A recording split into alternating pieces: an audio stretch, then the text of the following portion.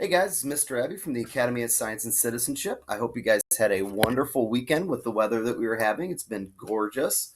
I know we went out and had a little bit of fun, throwing a ball around and whatnot in the nice weather.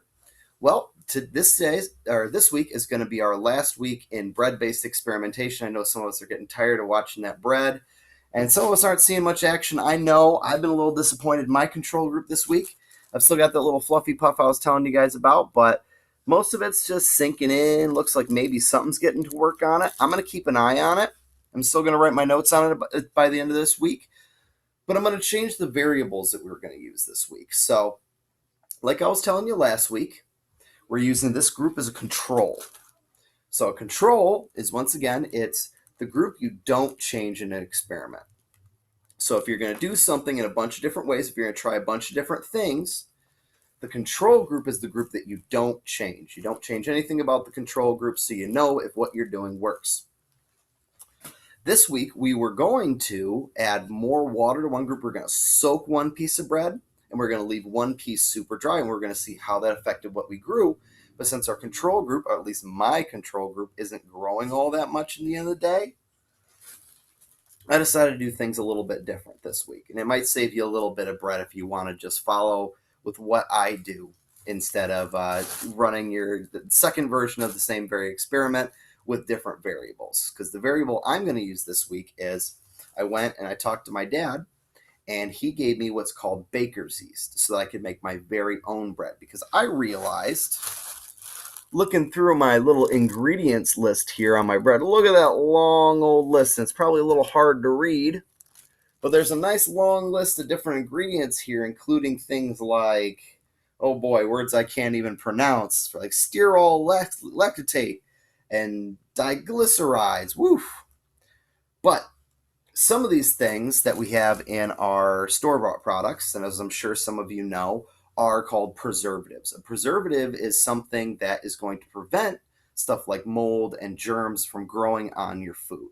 That's not going to protect it forever. Eventually, this bread will mold. I'm going to hang on to it till it does, and I'm going to show you how it goes. But I figure a way to move this experiment on a little bit would be to make my very own homemade bread. So here's the slice I'm using this time. I just got half a slice because it's very good bread. But we made some homemade bread. This ingredients list that I have right here, some flour, 3 cups of flour, 1.5 tablespoons of salt, and some yeast. I've got 1.5 tablespoons of olive oil, a little bit of water, 1.5 cups of water at 425 degrees. We got a nice simple list of ingredients here, none of which are preservatives.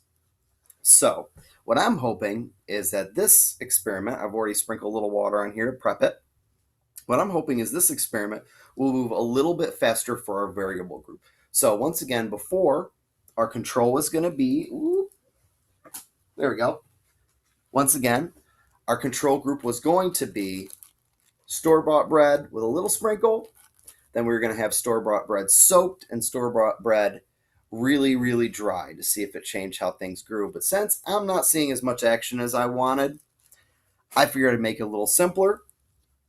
I simplified the recipe to make my very own bread, and we're going to see how that affects the experiment. So that's going to be our variable. We're going to have store-bought bread with preservatives versus Mr. Abbey's homemade bread, no preservatives whatsoever.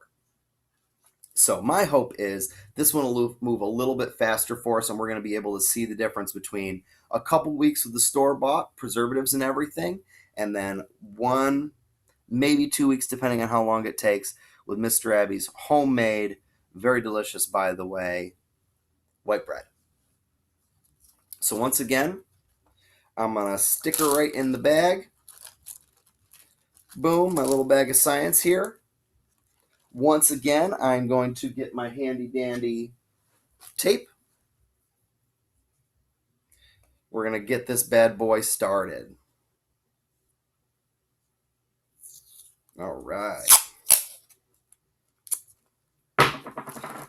So like I said last time, you always want to put a label into your experiments and into your notes, as I know my friend Gracie always seems to do. which is a very wonderful habit to be in. And we're going to put down, we're going to do May 4th to start our homemade variable group. I'm going to do VG because I ran out of space. Boom. Homemade variable group. Starting that May 4th. So, we're going to keep an eye on this bad boy. I know you guys won't be able to watch mine in particular, my homemade bread, and I don't expect you to go home and make your very own bread, although if you'd like to, it was very fun, I gotta say. I really enjoyed making the bread. It was very tasty. But we're going to give this bad boy a little bit of time to break down and see what grows on it this over the course of the week. Worry not if you're getting tired of working with bread. This is going to be our last week of bread-based experimentation, but of course, we're going to write notes on it by the end of the week. I'm going to keep you guys updated on how she looks, and hopefully I'll get some copies of you guys' notes.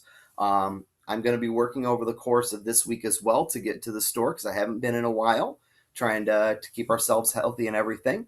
I'm going to see if I can work on getting some more ingredients for some more visually exciting experiments. So stay tuned. It's going to be some great stuff.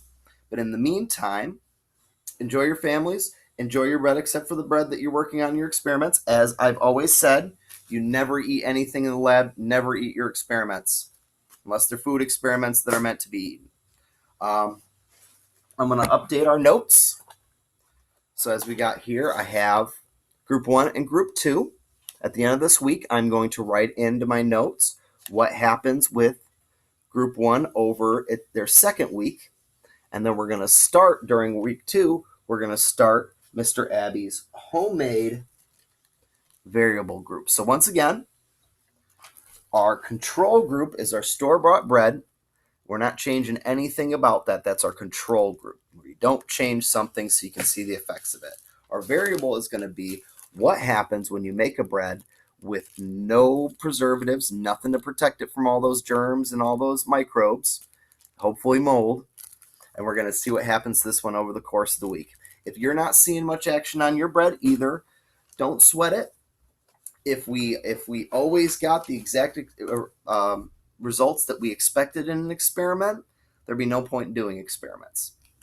We do experiments so that we can learn.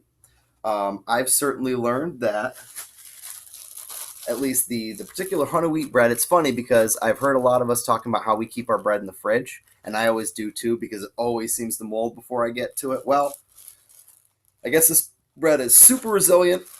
This bread's doing a wonderful job not getting moldy. I respect it. It's great for if you want food, not so great if you're trying to do an experiment to show your children or your students mold on bread. I respect it, but we're going to try my group where we're going to try to get a little bit of mold on this bread. Regardless, I look forward to seeing you guys' notes, and I look forward to showing you our results by the end of the week.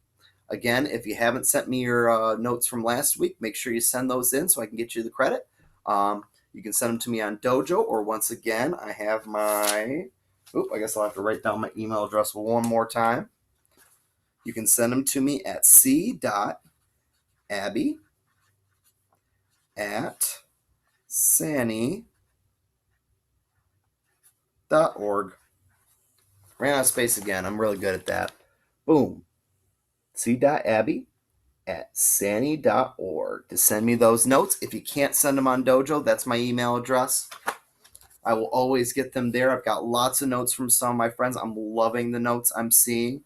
I love it when we do pictures and everything like that to show where our notes are, especially if we have a hard time writing. I love the effort I'm seeing out of a lot of us getting them written down. I'm seeing some great notes. I really love that you guys are into it. I love all the feedback I'm getting. If you're saying you're enjoying it and everything, I love hearing from you guys. So don't be afraid to shoot me a message. Don't be afraid to shoot me a picture of your notes. If you have any concerns or worries, if your bread is crazy moldy already and your preservatives aren't keeping it fresh like mine is, let me know.